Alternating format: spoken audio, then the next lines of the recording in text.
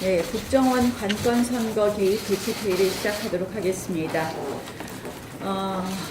언론 보도를 보니까 지금 북한의 이 하노이 회담 관련해서 여러 가지 북한 내에 그 숙청 또 총살 이런 기사가 있습니다. 저는 국정원장이 해야 될 일은 이런 것에 관련해서 빨리빨리 대북 정보 파악하고 이런 부분에 대해서 대책 마련하고 뭐 이런 거 하는 거가 국정원장의 본연의 업무 아닌가 이런 생각을 합니다. 그런데 도대체 이 민감한 시기에 양정철 원장이나 만나는 걸 보면서 과연 국정원장이 본연의 업무를 하는 것이냐, 우리가 말씀드린 것처럼 오히려 그거보다는 총선 앞으로에만 관심이 있는 것 아닌가 이런 생각을 드립니다. 거듭 말씀드립니다. 서훈 국정원장 꽁꽁 숨지 말고 빨리 국회에 어떤 형태로든 저희한테 나타나서 진실을 밝히십시오. 이와 관련돼서 여러 가지 의혹이 점점 증폭되고 있습니다. 저희가 오늘 의원님들께서 한 가지씩 짚으실 겁니다.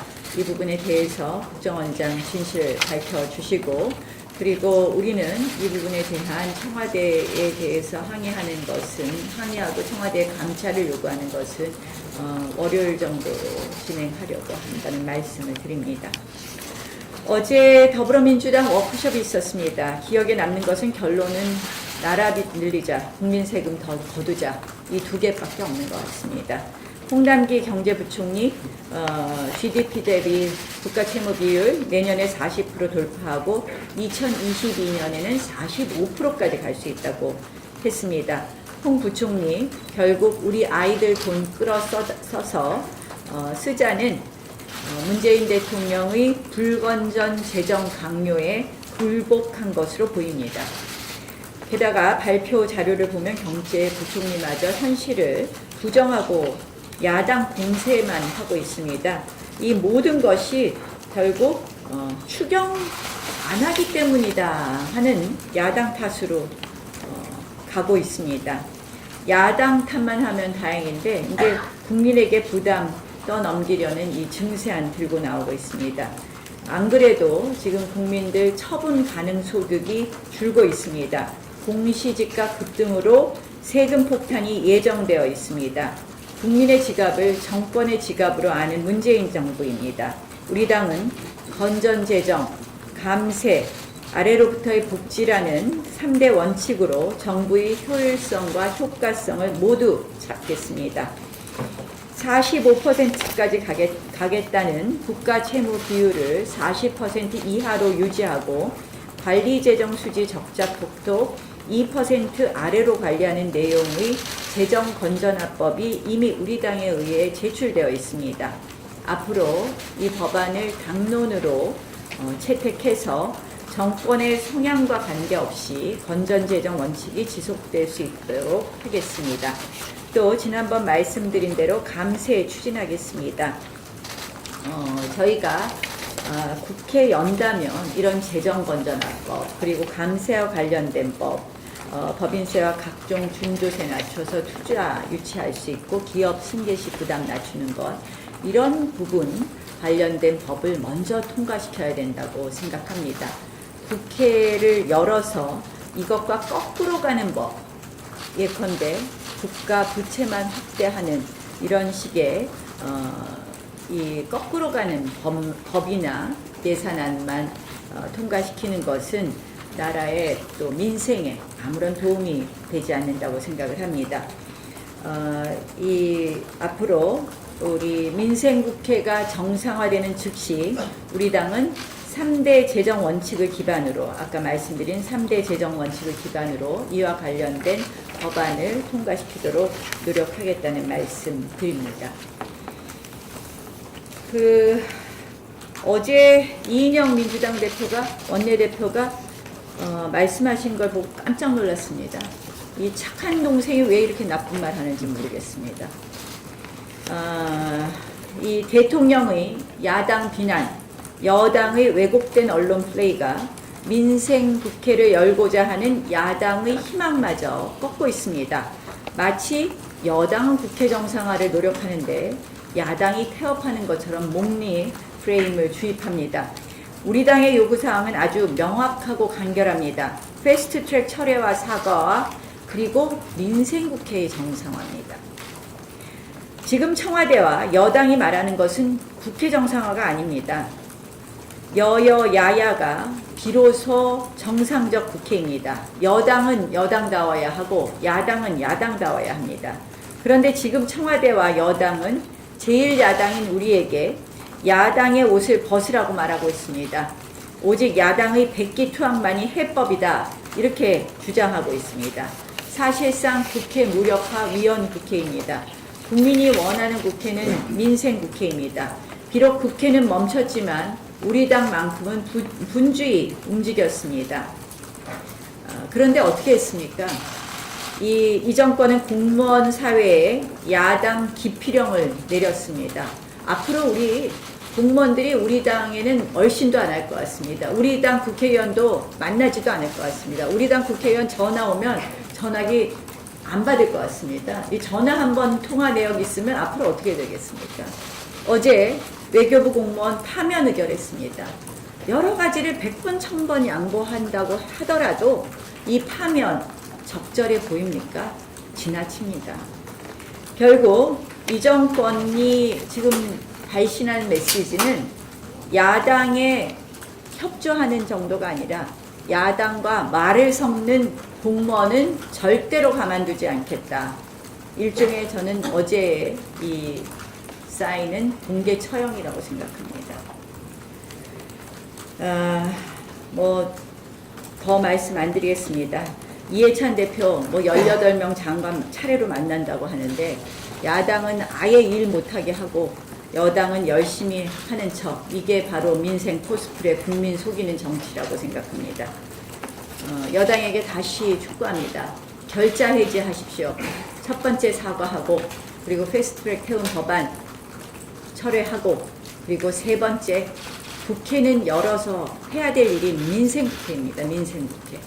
이 추경안 결국 국가 채무, 국가 부채 늘리는 이런 추경안으로 가서는 안 될 것입니다. 그래서 다시 한번 이러한 부분, 정말 민생국회가 될 수 있느냐에 대해서도 또 고민해 줄 것을 말씀드립니다.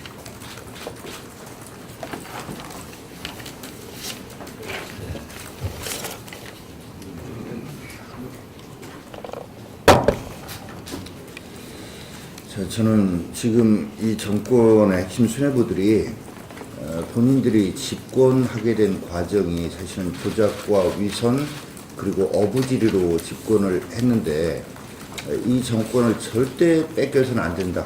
무슨 일이 있어도 이 정권 내놓을 수 없다. 그래서 이런 의지를 담아내는 전략을 마련한 것이 이제 나머지 국가기관 다 장악했고 좌파 독재, 좌파 영구집권을 위한 마지막 포질이 이제 내년 총선을 통해서 의회 권력을 장악하는 것이고, 그리고 이 장악된 모든 국가 권력을 유지하는 기제로 지금 기획하는 것이 바로 청와대에서 모든 것을 장악하고 좌파가 장악하는 공수처, 그리고 역시 좌파가 장악하는 경찰의 국가수사본부, 역시 좌파가 장악하는 자치경찰의 시도자치경찰본부장, 이런 체제를 완성하려고 한다라고 보고 있습니다.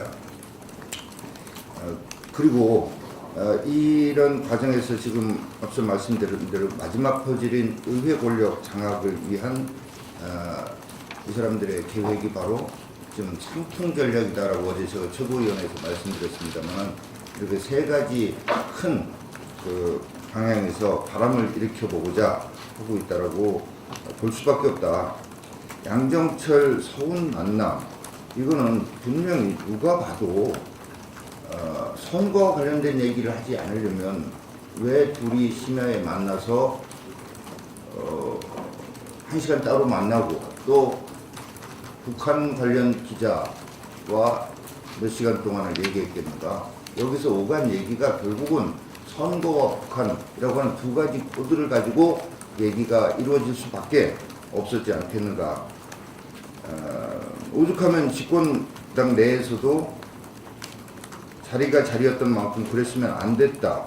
당당하게 나오는 양 원장과 이를 적극 보호하는 여당의 모습에 문제가 있다라는 이런 얘기까지 나오겠습니까? 상식을 가진 사람이라면 그 자리에서 오간 모든 얘기의 코드는 딱 두 가지였다. 북한과 그리고 선거. 선거 양정철, 북한, 서훈, 그리고 그 기자 아니겠습니까? 그리고 그 금통과 관련해서도 이해찬 대표가 모든 부처 장관 만나는 거 방금 우리 원내대표님도 말씀하셨습니다만은 어제 여당 워크숍에서 정말 돈 뿌리겠다는 얘기 결국 했잖아요. 대통령이 국가부채의 40%선 지켜야 되냐 했더니 정말 영혼이 없는 경제부총리가 2020년까지 국가부채 45% 늘리겠다. 참 정말 우리 그 공직자 사회 전체를 욕보이는 이런 경제부총리다. 이런 말씀 드리지 않을 수 없고, 또 대통령의 의장인 국민경제자문회의 부의장을 맡은 역시 이분도 대선 캠프 출신이죠. 이재민 명예교수 증세 추진해야 된다. 그래서 돈 푸는 정책을 뒷받침해야 된다. 참 곡하가세하는 이런 대표적인 모습입니다. 청와대는 향후 세수 부족 고민이다라고 하면서 일단 총선 전에는 돈 풀고 총선 이후에 증세 논의하겠다. 정말로 가증스러운 사람들이다.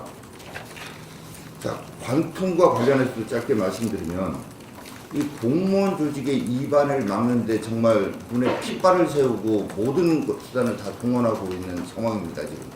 그래서 이 사람들의 이 공무원 조직을 어떻게든 권력에 충성하도록 만들기 위한 이 타입을 분류해 보니까 두 가지 타입이에요.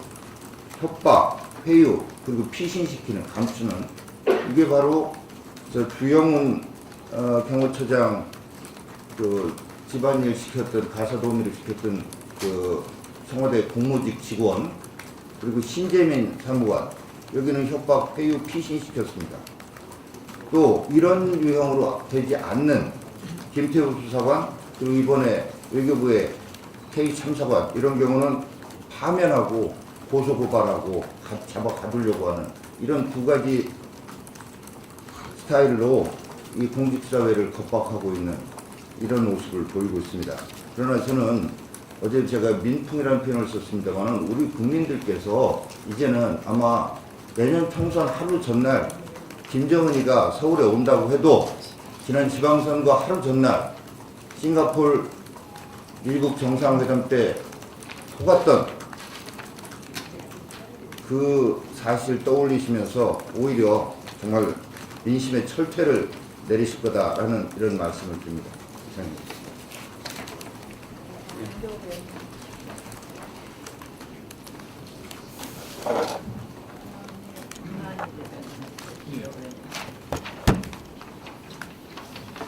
(5월 27일) 더 팩트에서 서훈과 양정철 두 사람의 비밀회동을 보도하였습니다.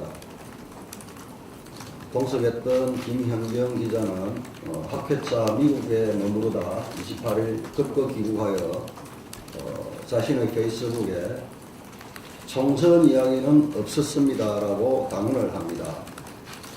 그런데 29일 김현정의 뉴스쇼에 출연을 하여서 김현정 씨가 어떤 정치에 대한 이야기, 총선에 대한 이야기는 하나도 안 나왔습니까?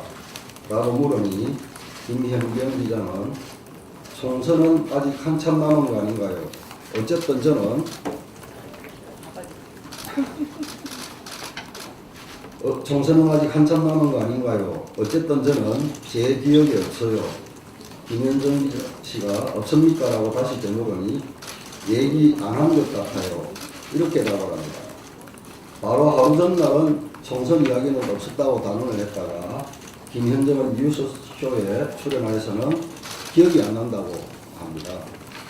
자, 이쯤 되면 지금까지 대부분의 국민들께서 총선 대책을 논의하였을 것이라 그렇지 않으면 할 이야기 없었을 것이다 라고 추측하는 것이 사실로 드러나는 것 아니겠습니까?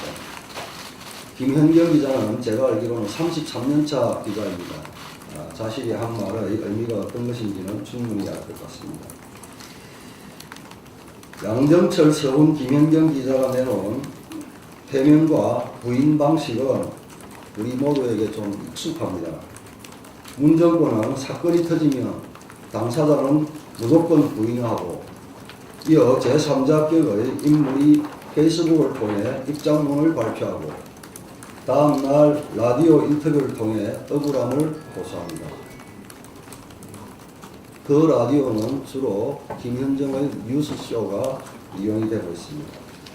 결국 사건 본질에 대한 입증 및 증거자료는 내놓지 않고 언론과 여론에 감정 호소하는 방식입니다.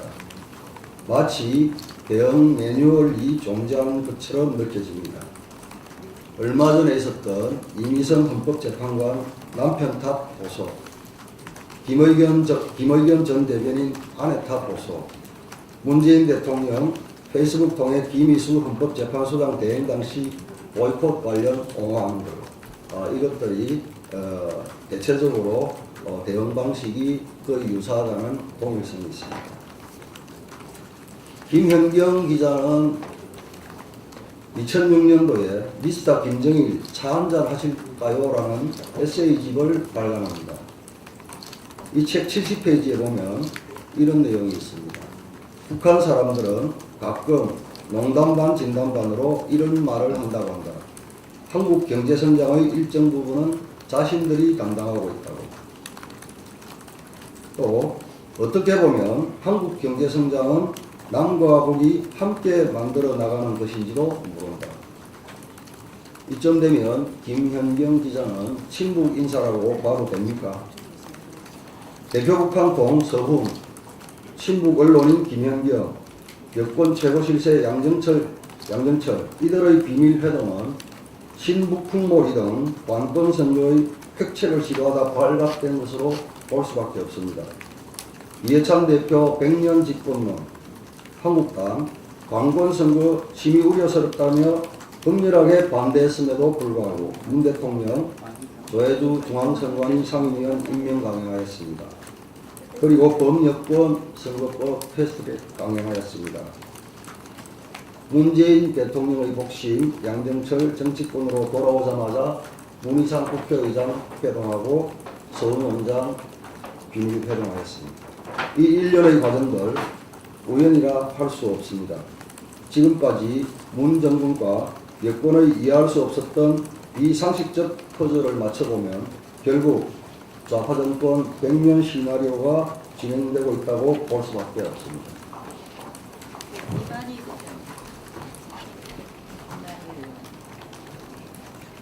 예, 그 양정철 서훈 원장들의 만남과 관련해서 여러 가지 제공되는 정보가 제한이 있습니다. 사실 언론 보도 또 김연경 기자의 페이스북에 나와 있는 글 정도를 가지고 한번 분석을 해보고 그 내용을 한번 짚어봅니다. 아마 여러분들도 많이 알고 계시는 사항이라고 생각은 듭니다. 먼저 국정원 정치 개입 의혹 관련해가지고 과연 국정원이 국내 정치에서 완전히 손을 뗐느냐에 대해서 다시 한번 회의적인 시각을 가져볼 수밖에 없는 그 워딩들이 김연경 기자의 페이스북에 나타나고 있습니다. 대통령께서 국정원 관련해서 대북 정보, 해외 정보에 모든 역량을 집중해라. 거기에 맞춰서 국내 모든 관련 조직들을 없앤 걸로 알려져 있습니다만은 서훈 원장, 김연경 기자의 그 페이스북 내용에 보면은 원장께서는 직접 다니면서 국내외의 많은 인사들을 만나고 다니고 또 국내 여러 가지 상황에 대한 개입도 하시는 것 같습니다. 여기에 보면 심지어 야당 정치인과도 소통을 한다는데 소통하는 야당 정치인이 누군지 한번 밝혀주시기를 부탁을 드리겠습니다. 다음 두 번째 한번 보시면요.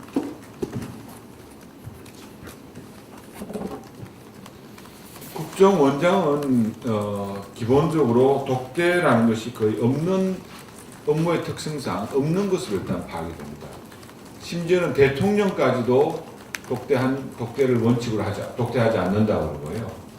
또 우리 국회의 정보위원장께서는 단 1분도 독대를 한 적이 없으시다고 말씀을 하셨고, 심지어는 전화번호조차도 모르고 연결이 되지 않는다고까지 말씀을 하셨습니다. 그럼에도 불구하고 우리 김 기자의 그 내용만 보더라도 최소한 50분 이상의 독대가 이루어진 걸로 보입니다. 현장 상황을 보도를 통해 짐작을 해보면 서훈 원장이 미리 약속 장소에 도착해 계셨고 6시 20분경에 양정철 원장이 현장에 도착한 것으로 보이고, 김 기자의 그 페이스북 내용에 따르면 적어도 본인은 30분 이상 현장에서 합류가 늦어졌다, 이렇게 얘기했습니다. 또 관련된 대화 확인할 길은 없습니다만 여러 가지 나온 상황을 봤을 때는 조금 전에 우리 김도보 의원님께서 지적하신 대로 총선 관련 이야기의 뉘앙스가 달라지고 있다. 없었다는 점에서 제 기억에는 없다는 식으로 뉘앙스가 달라지고 있다는 점을 지적하지 않을 수 없고, 앞으로 우리 국정원장께서는 다른 여권 인사의 회동 내용 이런 것들이 있다면 전면 공개하실 것을 촉구를 하겠습니다.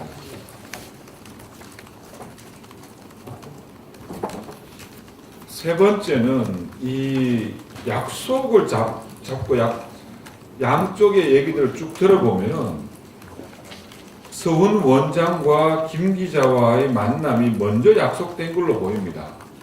또 여기에 서훈 원장이 김 기자에게도 양해를 구하는 형식, 또 양 원장에게도 양해를 같이 만나자고 권유하는 형식의 만남이 이루어진 걸로 보이는데, 이런 얘기들이 있습니다.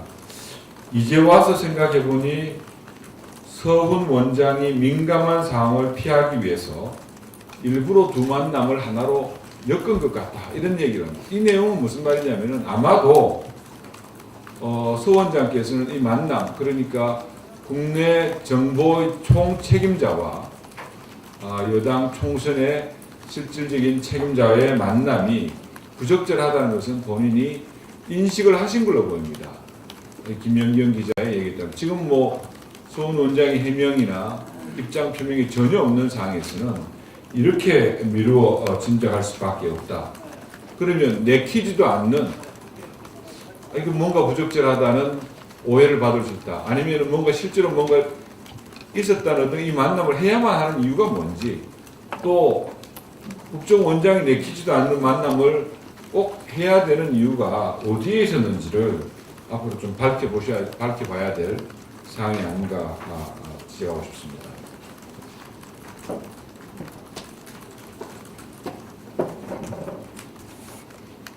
(88,000원) 식비 계산안 가지고도 얘기가 많이 다릅니다. 김 기자는 88,000원을 내고 가신 건지 이런 얘기도 정확히 없고, 또 양정철 원장은 자기 먹은 것은 자기가 냈다, 이렇게 얘기하면서 아마도 택시비 5만원 줄 걸로 예상해서 15만원 내가 줬는데 5만원은 택시비가 식당 주인이 줬다, 이렇게 얘기를 하고, 식당 주인은 백수인 줄 알고 좀 어려워서 그렇게 했나 하면서 자기가 5만원 줬다, 이렇게 얘기하고 얘기가 많습니다. 많고 사적 모임이라서 돈은 자기가 각자 냈다. 그러면 국정원장께서는 사적 모임인데 그 경호원들 적어도 한 2차가량 들고 다니시거든요. 그럼 그분들은 다 굶고 계신 건지, 그분들도 각자 식대를 내신 건지, 돈을 어떻게 사용하신 건지에 대해서도 좀 명확하게 이게 규명이 돼야 되지 않겠나, 이런 부분들입니다. 그리고 여기 관련해 가지고 그 식당 예약 관련된 것도 이거 제가 간단히 말씀드리면 이거 두 분의 워딩이 이제 그 전화 통화를 통해서 나오는데요. 원장께서는 그 뭐 왜 그러면 강남에 있는 그 식당을 정했습니까? 누가 먼저 이야기했습니까? 하니까 우리가 알아보니까 막 강남에 괜찮은 식당이 뭐 그래서 막 뒤에 얼버무리면서 그걸 했노라 이 얘기를 하고, 또 식당 측에서는 식당 주인이 그거 양정철 원장 측 사람이 예약을 한 거다 이래 지금 또 얘기를 합니다. 그래서 이것도 도대체 누가 먼저 한 건지 뭐 이런 것까지도 이렇게 밝히는 게 어려운 일인지 정말 알 수가 없습니다.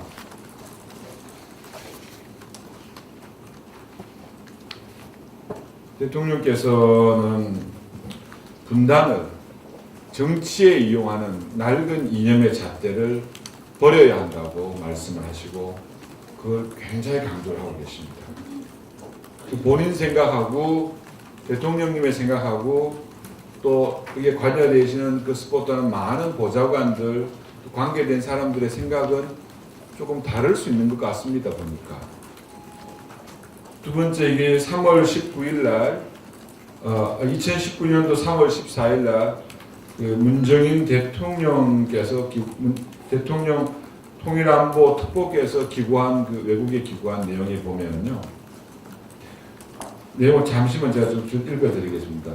대통령은 한국에서 경제적 어려움이 계속되는 시기에 그에게 정치적 이득을 가져다 줄 평화 이니시티브에 베팅할 것이다. 외교적 돌파가 없다면 2020년 4월 총선은 불확실한 미래를 맞이할 수도 있다고 얘기했습니다. 결국 북한 문제를 국내 정치에 끌어들일 수밖에 없다 하는 그런 내용을 구체적으로 얘기를 했습니다. 대북 정보를 총괄하는 총책임자인 국정원장, 여당 총선의 전략 총책임자, 민주연구원 원장, 30년간 이상 북한에 침착하고 연구를 해왔다는 북한 전문 기자, 세 분의 만남이 국민들한테 어떤 그림을 또 어떤 의미를 던지는 것인지 한번 되짚어 볼 필요가 있다. 또 기자니까 기자가 있는 데서 이런 얘기 할 수 없는 것 아니냐 하는 얘기는 적어도 지금은 맞지 않는 것 같습니다. 기자 하시다가 금방 대통령의 중요한 참모로 기용되는 사례가 너무나 허다히 있는 그런 시대를 우리가 살고 있습니다. 그래서 기자가 있기 때문에 이런 얘기는 할 수 없을 것이다. 그런 말씀은 다 맞지 않는 거 아니냐 그런 생각이 듭니다. 제한된 자료를 가지고 좀 정리하는 차원에서 좀 말씀을 드린 사항입니다.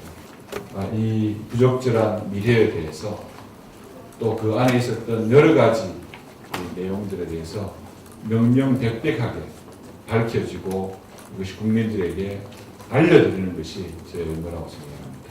감사합니다.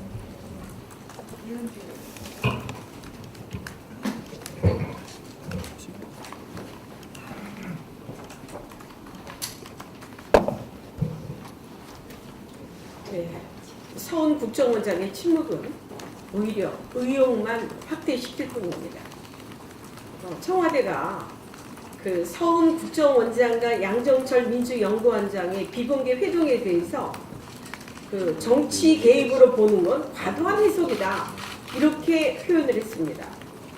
회동 당시에 서 원장은 국내 정보 수집 기능이 없어져 본인이 이를 대신할 수밖에 없다고 했습니다. 문제는 국정원이 국내 정보 수집 기능을 폐쇄했다고는 하지만 대공, 대테러, 국제범죄 등 보안 정보 수집을 하면서 얼마든지 다양한 국내 정보를 취득할 수 있기 때문에 서 원장의 처신은 국정원 직원들에게 나처럼 국내 정보를 수집하고 정치 개입을 하라 가이드라인을 이번에 보여준 겁니다. 이게 큰 문제입니다. 원장이 나서서 나처럼 이렇게 국내 정보 수집과 정치 개입을 하면 된다고 과시하는 꼴밖에 안 되는데 이게 아무런 문제가 없다는 청와대 내로남불 상황 판단에 정말 말문이 막힐 정도입니다.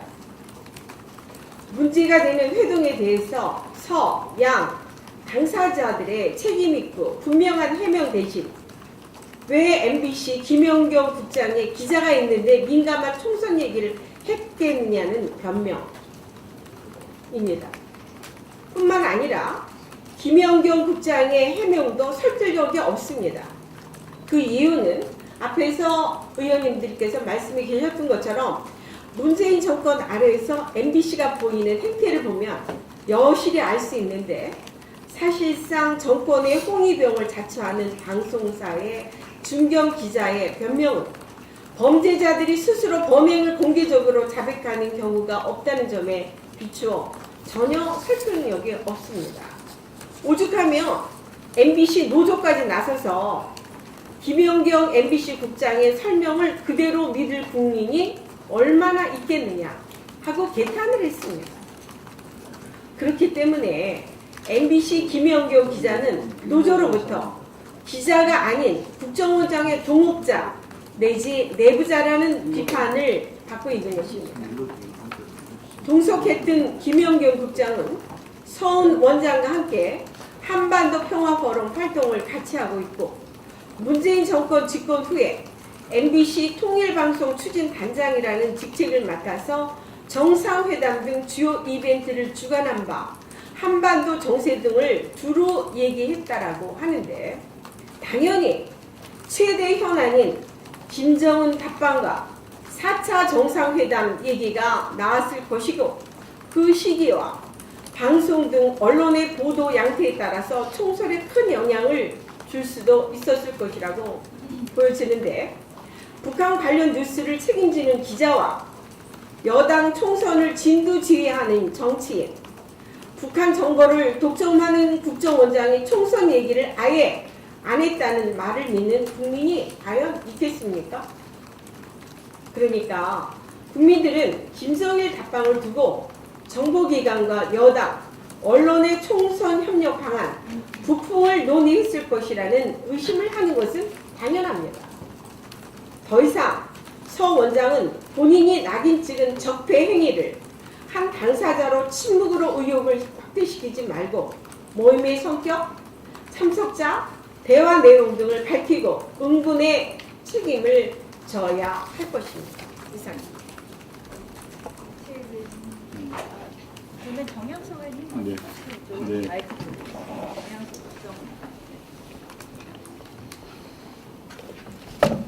네, 여야 회동과 관련해서 한 말씀 드리겠습니다. 어제 민주당 원내대표는 그제 대통령에 이어서 자유한국당을 또 심하게 또 비난을 했습니다. 그리고 조건 없이 들어오라고 또 이렇게 요구하고 있습니다. 민생을 책임지고 있는 여당 원내대표로서 또 6월 국회 소집을 단독이라도 하겠다고 공언한 여당 원내대표로서 참 부적절하시다는 말씀드립니다. 강원도 산불 관련해서 우리 당에서 차관들과 고위공무원들을 불러서 추경에 반영할 여러 가지 사항을 보고받는 자리에 차관들을 보내지도 않았습니다.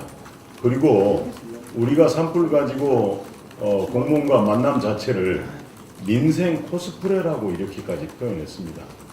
정말 대화하고 회동을 제의했다고 하는 그 여당 원내대표가 맞는 것인지 정말 걱정이 앞섭니다.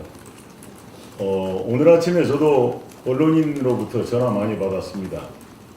회동이 필요하다고 한다면 언론에 먼저 공개하기 전에 여야 원내대표끼리 소통하는 것이 중요하지 언론에 먼저 알리고 그 회동 사실을 나중에 알게 되는 정말 이 진정성 없는 그리고 어떻게 보면 국민이나 야당보다는 청와대만을 의식하는 이런 보여주기식 회동 이제 그만하시면 좋겠습니다. 어제 민주당에서 우리 당을 비난하면서 유아틱하다고 말씀하시는데 정말 민주당 이런 거야말로 유아티가다는 말씀드립니다. 저희들이 이제 국회 정상화를 앞두고 회동을 피하지는 않습니다.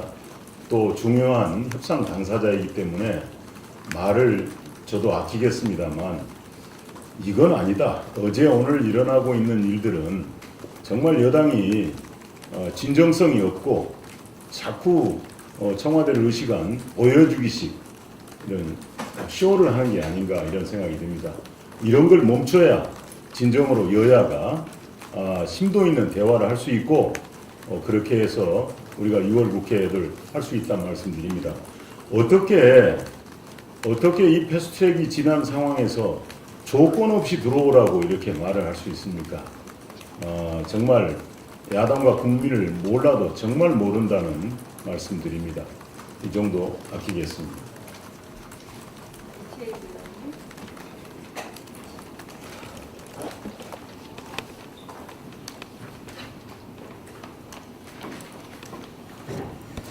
그 선거관리위원회와 경찰청을 관장하는 행안위 간사를 맡고 있는 이재경입니다. 지난해 6.13 지방선거는 제1차 북미 회담 그야말로 폭풍선거로 민주당이 톡톡히 재미를 보는 선거였다고 생각합니다. 내년 총선도 이제 관권 선거로 선거를 치르겠다는 그런 조짐이 강하게 보입니다. 본 의원은 어제 중앙선관위 박영수 사무총장을 불러서 1년의 관권 선거 조짐에 대해서 강력히 항의하고 요구했습니다.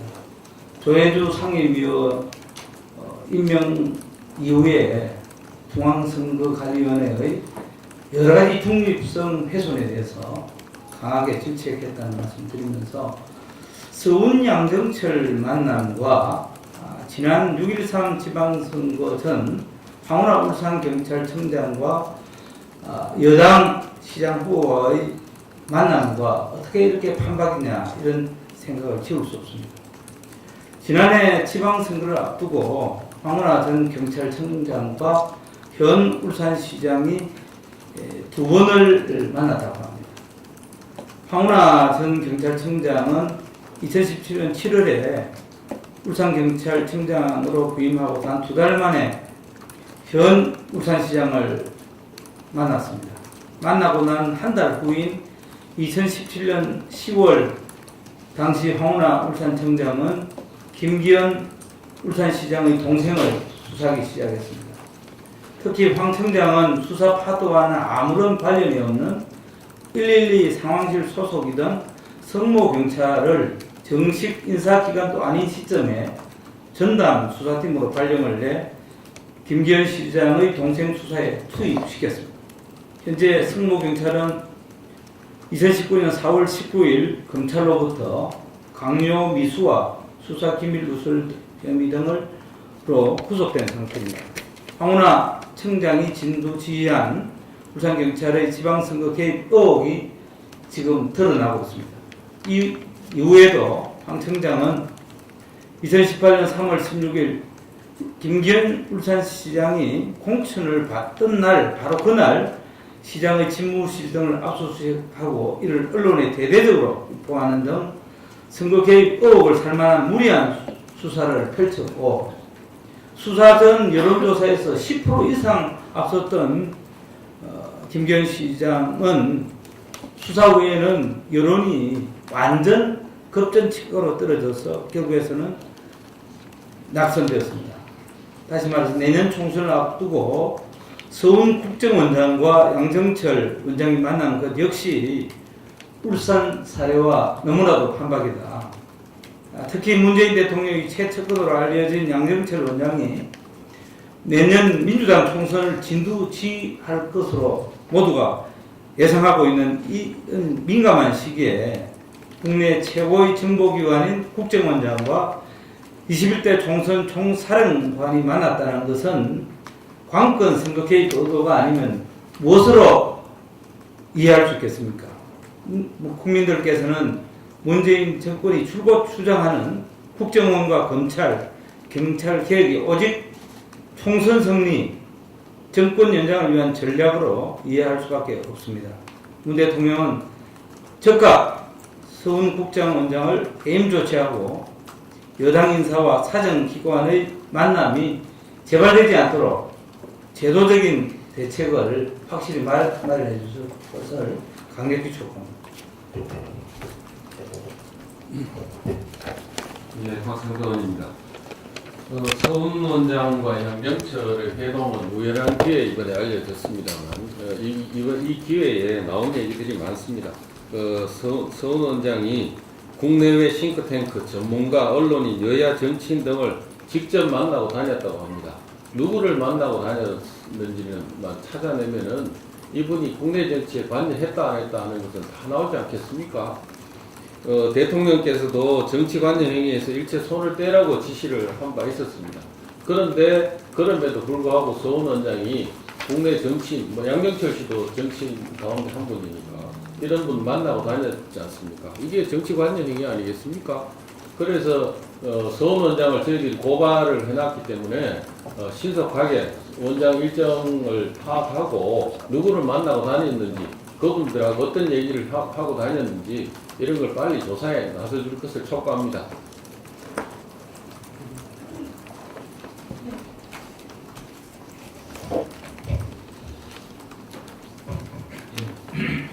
국정원장 건과 강효상 건 관련해서 한 말씀만 드리겠습니다. 제가 판례를 찾아보니까 외교상의 기밀 누설에 관한 대법원 판례는 딱 한 건 있습니다. 95년 12월 5일 대법원 판결, 무죄 판결이 난 것인데요. 딱 한 건 있고 국가기밀 누설죄에 관한 제가 대법원 판례를 찾아보니까 74년에서 95년까지 11건이 있습니다. 그 11건은 전부 국가보안법 위반, 방공법 위반에 관한 것이었습니다. 지금 그 대법원의 무죄 판결 이유를 보면 이미 알려진 내용, 또 그리고 언론을 통해서 알 수 있는 내용, 이런 내용들은 외교상의 기밀이나 국가기밀에 해당되지 않는다. 우리 언론인들 여러분 계시지만 우리 언론인 여러분들께서 공무원하고 통화하고 관련 내용을 보도를 했는데 그게 다 기밀 누설이라 된다면 이게 뭐 언론의 자유가 있는 나라인지 다시 한번 생각해 봐야 될 것입니다. 95년이면요, 25년 동안 지금 외교상의 기밀 누설이라든지 국가 기밀 누설에 관한 그런 판례가 없습니다. 말하자면 그런 걸 문제 삼지 않았다는 그런 반증도 될 수 있을 것입니다. 이렇게 공무원들의 그 일상을 감시하듯이 수시로 휴대폰을 뺏어서 내용을 펴는 그런 반면에 지금 우리 국정원장 같은 이 부분은 정말 국민적 의혹이 제기되고 있고 많은 언론이 이렇게 보도를 하고 있습니다. 그럼에도 청와대는 이에 대해서 아무런 진상조사를 하겠다는 그런 그 움직임을 보이지 않고 있습니다. 이 부분에 관해서야말로 정말 철저하게 조사해서 국민들에게 그 진상을 밝혀야 한다고 생각합니다. 이상입니다. 언론인 여러분들께 거듭 말씀드리겠습니다. 저희가 이미 국정원장 고발했습니다. 또 국정원장 사퇴를 촉구했습니다. 국정원장은 그동안 대북 정치의 실패에 대해서도 당연히 책임을 지고 물러나도 벌써 몇 번 물러나야 될 사람입니다. 그런데 이번에 대북 정치 실패에 이어서 지금 내년 총선과 관련돼서 기입하려고 한 결국 국내 정치 관여 금지, 국내 정치 관여에 금지하겠다는 그 본인들의 약속 의무를 위반했습니다. 당연히 사퇴함이 마땅합니다. 게다가 오늘 나온 이야기를 종합해 보면 모임 성사 경위, 예약 주최, 식사비 지급 방법 및 주최, 택시비 대납 관련 등 이 모임에 대해서 벌써 모임 성사 관련 부분만 해도 상당히 여러 가지 의혹이 많습니다. 검찰에게 요구합니다. 즉각 수사하십시오. 그래서 국정원장은 사실은 자기 할 일 안 하고 엉뚱한 일 했기 때문에 사퇴함이 마땅하다는 말씀 드립니다. 그리고 국회 여당이 자꾸 지금 보면요, 제가 아까 말씀드렸지만 정말 잘못한 일 없다고 우기고 있습니다. 그리고 우리한테 내놓으라는 건 뭐냐? 우리 국민 경제에 치명적인 이 독이들, 한마디로 앞으로 우리 충치 생길, 경제에 충치 생길 단사탕 뭐냐? 국가 부채 늘리고 세금 올리겠다는 거 달라고 합니다. 이제 땡깡 그만 쓰고 좀 이제 국가에 대해서 책임지고 대정상화에 대해서 진정성 갖고 좀 임해주기를 다시 한번 촉구합니다. 네, 비공개로. 비공개로 전환하겠습니다. 윤재호 의원님, 그거 하시려고요? 아니요. 윤재호 의원님, 하시죠. 일단 하세요. 원내대표 우리 패스트 트랙 관련해서 회장이 그 직권 남용하고 헌재에다가 재판을 우리가 요청했다. 이게 지금 빨리 진행이 돼야 되는데 그것도 아니고. 이게 지금 안 네. 되고 있어요. 그것도 다음에. 예. 비공개로. 비공개로 전환하겠습니다.